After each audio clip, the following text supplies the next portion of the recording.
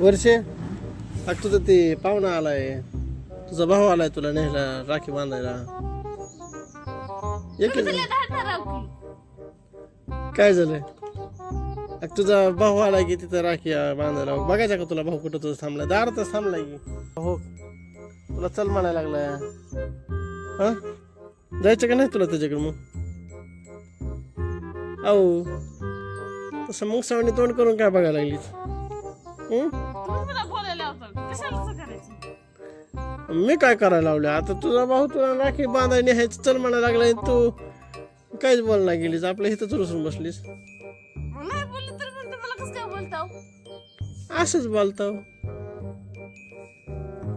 तसं तोंड करू नको बाग, तोंड गोबडावणी करू नको तसं.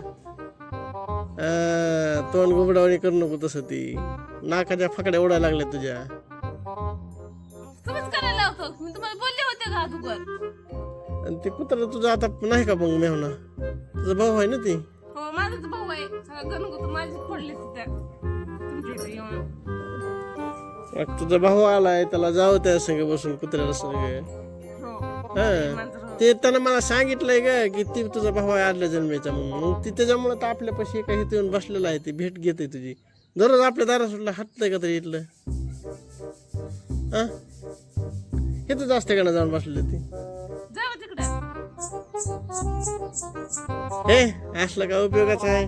ते कुत्र जर येऊन बसलं तरी तू त्याला बोलत नाहीस, काय नाही. तुझा भाऊ आहे म्हणते ती गेला जन्मेचा. मला एका दिवशी त्यानं कागदावर लिहून सांगितलंय.